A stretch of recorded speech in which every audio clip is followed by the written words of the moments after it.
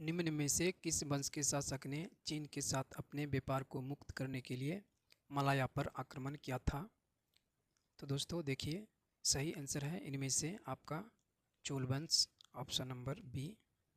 चीन के साथ अपने व्यापार को मुक्त करने के लिए मलाया पर आक्रमण किया था आपका चोल शासक ने।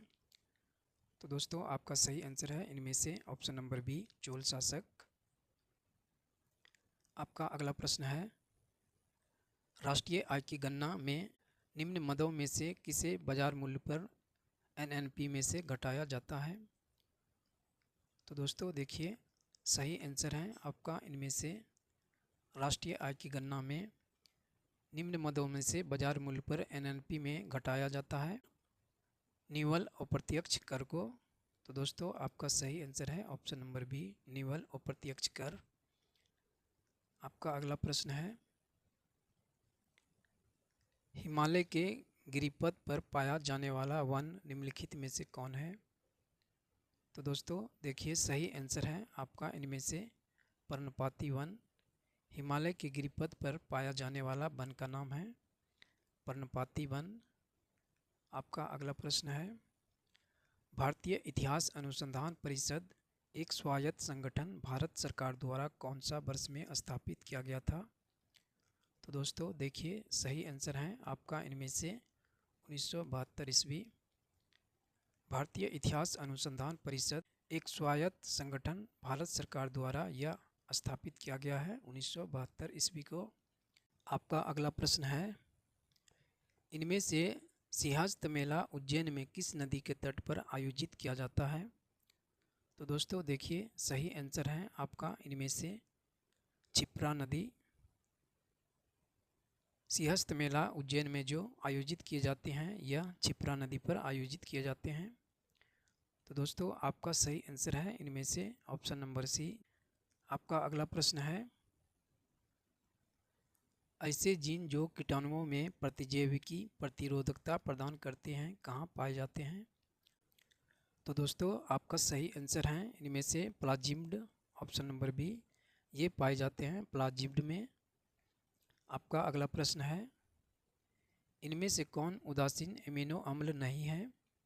तो दोस्तों देखिए, सही आंसर है आपका इनमें से उदासीन एमिनो अम्ल इनमें से एलानिन नहीं है। आपका सही आंसर है।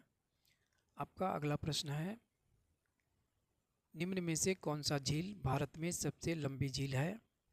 तो दोस्तों देखिए, आपका सही आंसर है इनमें से ऑप्शन नंबर बी, बेम्बानद झील। भारत की सबसे लंबी झील का नाम इनमें से बेम्बानद झील है। आपका अगला प्रश्न है, निम्न में से कौन गणतंत्र दिवस के अवसर पर राजपथ पर भाषण देते हैं? तो दोस्तों देखिए, सही आंसर है आपका इनमें से भारत के राष्ट्रपति, ऑप्शन नंबर सी, गणतंत्र दिवस के शुभ अवसर पर राजपथ पर भाषण देते हैं आपका राष्ट्रपति जी।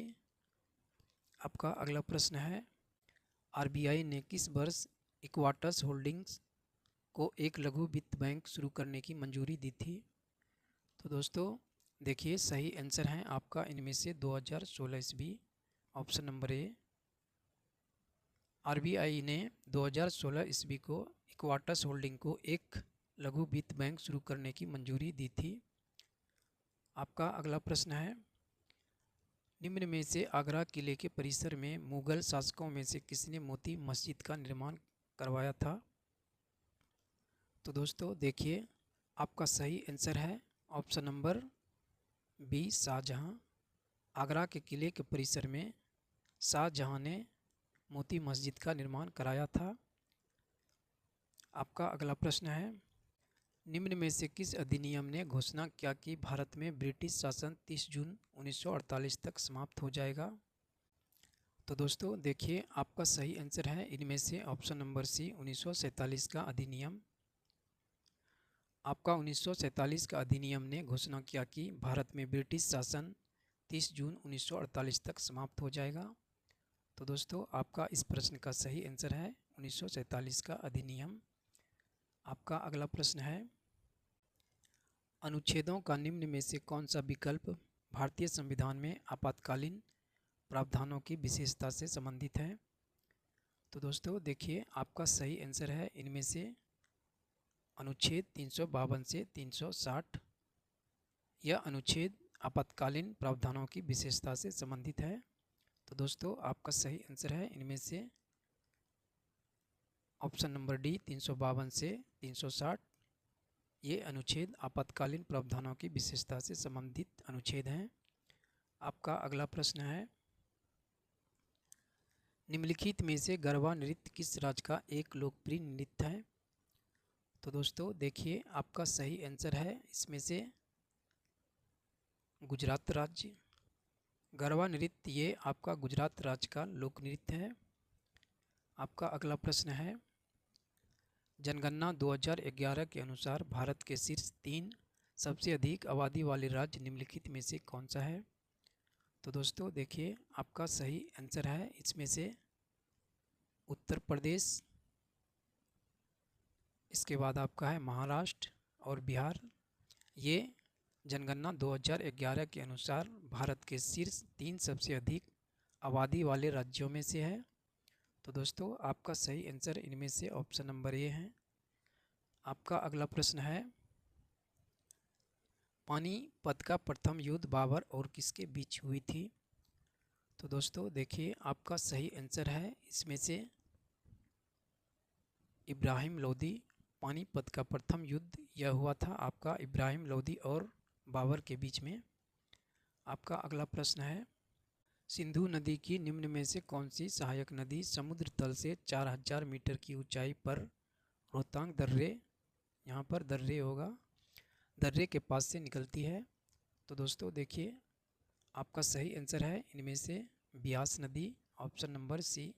तो दोस्तों सिंधु नदी का जो है सहायक नदी ब्यास नदी है, जो समुद्र तल से 4000 मीटर की ऊंचाई पर रोहतांग दर्रे के पास से निकलती है।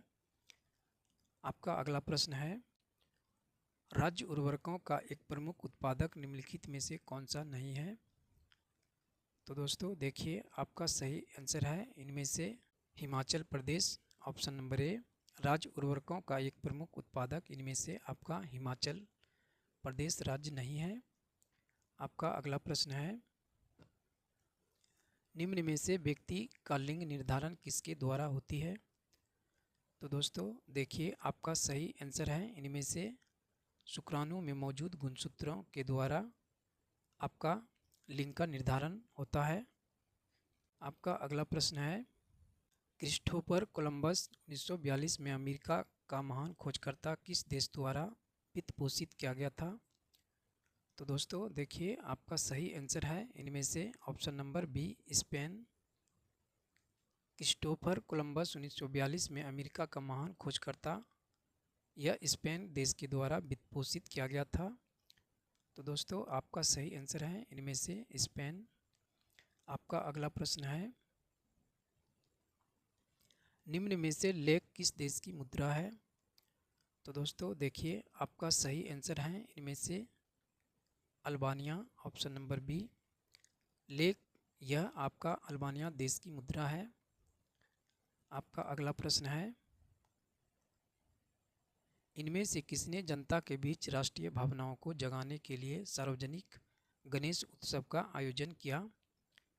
तो दोस्तों देखिए, आपका सही आंसर है लोकमान्य तिलक।